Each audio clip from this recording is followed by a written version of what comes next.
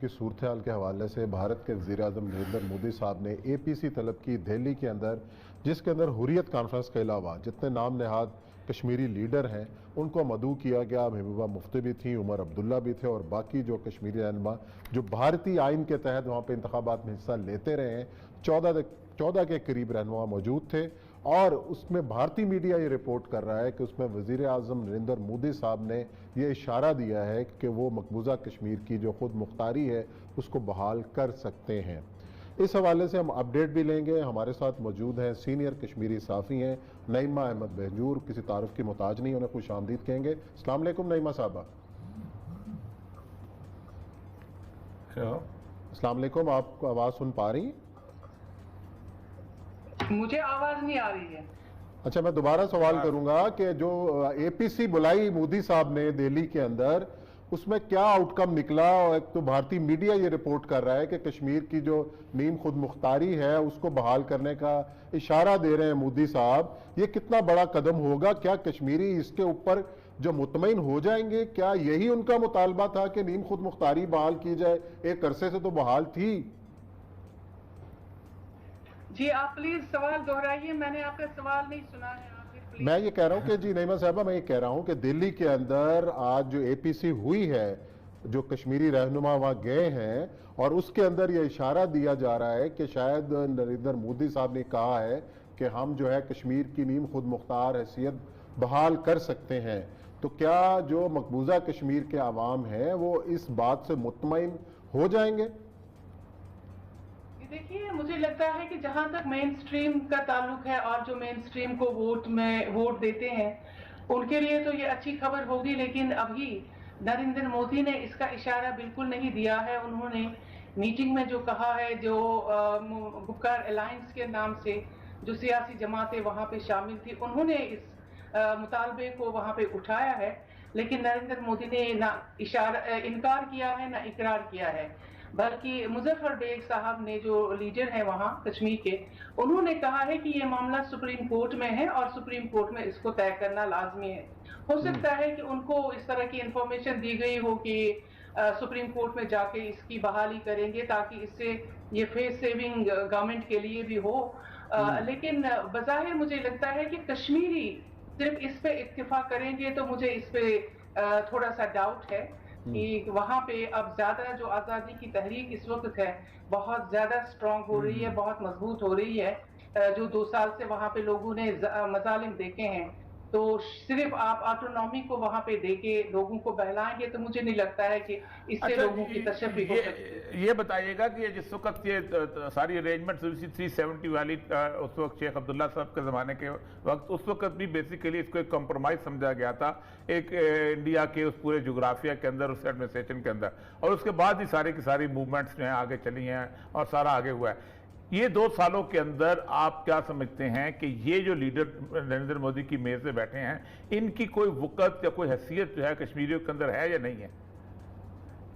देखिए, वक़्त तभी होती कि अगर इन्होंने कश्मीर के दर्द को समझा होता। जिस तरह अटल बिहारी वाजपेयी ने कहा था कि कश्मीर में इतने मजालिम हुए हैं, इतनी वहां पे मुसीबतें हैं, हमें उसको देखना होगा। लेकिन जब नरेंद्र मोदी जी वजीर आजम बन गए तो उन्होंने इसको उस तरह से नहीं देखा, एक ह्यूमन कैटास्ट्रॉफी जो वहां पे हुई है, लेकिन इन्होंने बजोर ताकत वहां पे जीर करने की कोशिश की, फौजें और ज्यादा तैनात की, फिर रात के अंधेरे में को 5,500 लोगों को आपने गिरफ्तार किया और दूसरे दिन आपने ऐलान करवाया पार्लियामेंट में। तो इसको बजोर ताकत ही जीत करना आप कह सकते हैं।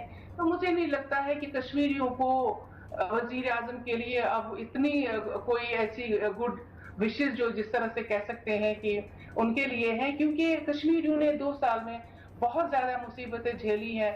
उनके लैंड राइट्स, उनका आइन, उनका फ्लैग सब कुछ छीन लिया गया है, हत्ता कि अब उनको मुलाजमतें नहीं मिल रही हैं। तो मेरे ख्याल में अब बहुत ज्यादती हो गई है और इसके साथ कॉम्प्रोमाइज करना मुझे लगता है बहुत मुश्किल है।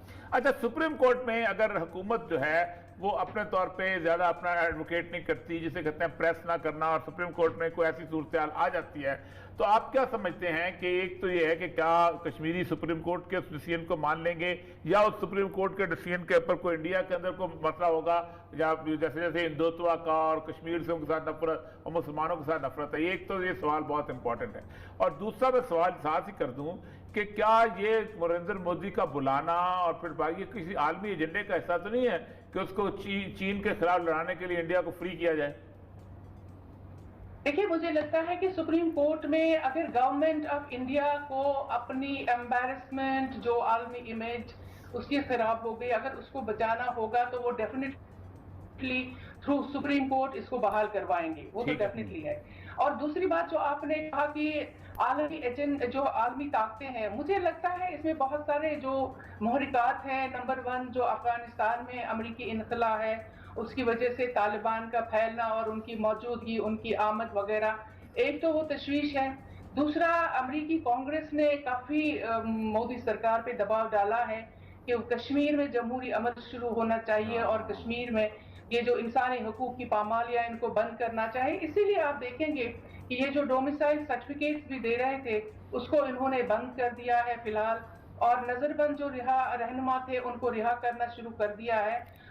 बहुत सारे ऐसे इकदाम कर रहे हैं कि जैसे शहरों से फौज को निकालना, उस पर इस वक्त सलाह मशवरे हो रहे हैं। तो मुझे लगता है कि देखिए, ये सारा अमल जो है ये उन लोगों के लिए हो रहा है जो हिंदुस्तान को मानते हैं, हिंदुस्तान के आईन को मानते हैं।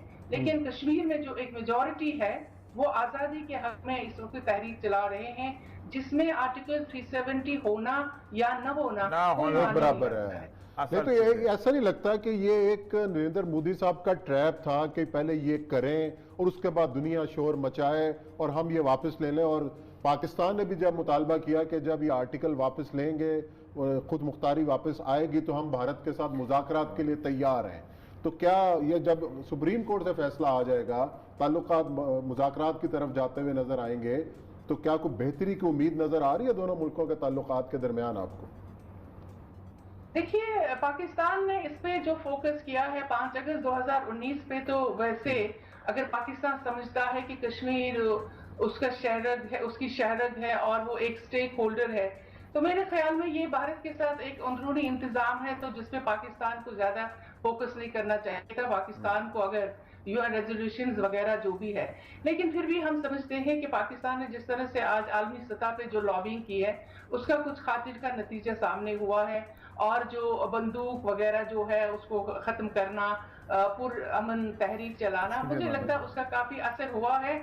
और अब शायद हो सकता है कि दोनों मुल्कों के बीच में एक ताल्लुकात की जो बहाली है शुरू हो जाए, लेकिन वो कहाँ पे खत्म होते हैं, क्या वही मुशर्रफ फार्मूला उसी पे बात होगी या उससे ज्यादा कुछ होगा, वो अभी देखना बाकी। इमरान खान साहब, देखिए, मसला कश्मीर अब दुनिया के लिए अनजान मसला नहीं रहा है।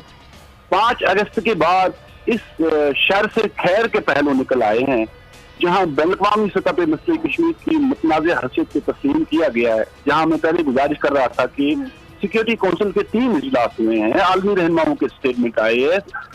अमेरिकन जो साबका प्रेसिडेंट है डोनाल्ड ट्रंप, उसने कई मरतबा सालसी की बात की है। तो ये हमारा मामला रिकॉग्नाइज है।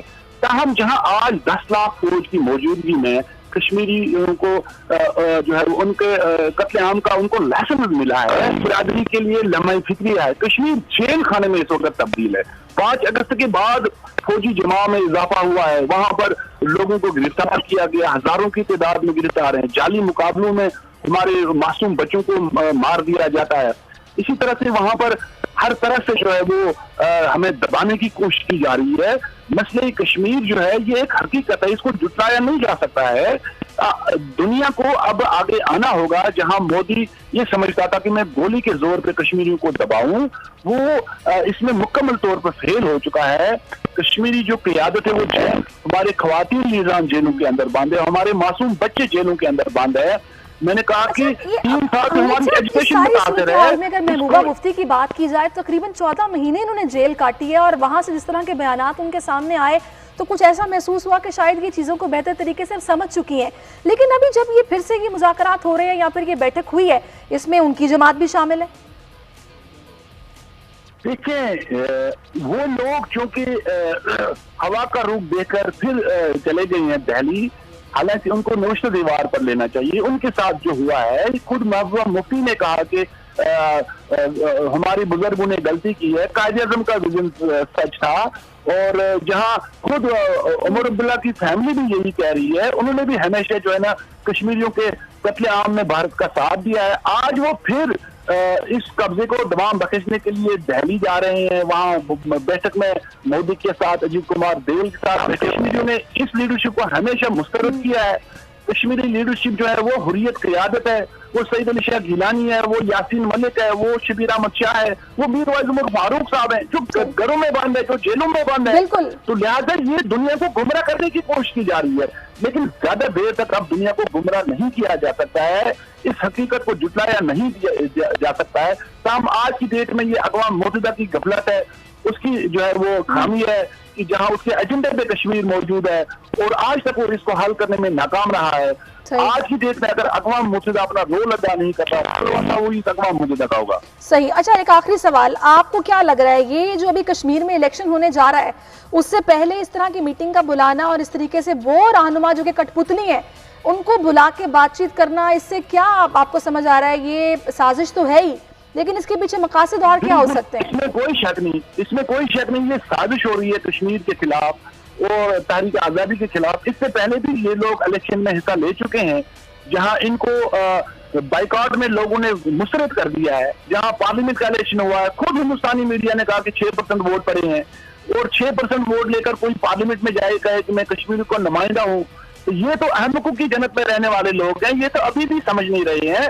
مودی کو ہوش کے ناخن لینے چاہیے. مودی اب دیکھیں انتہا پسندی کی کوئی گنجائش نہیں ہے. آپ الیکشن سے یا ہمارے جیت نہیں سکتے ہیں، مسئلہ کشمیر کو حل نہیں کر سکتے ہیں. پوری اقوام متحدہ کی قراردادوں کا نام البدل بھی نہیں ہے.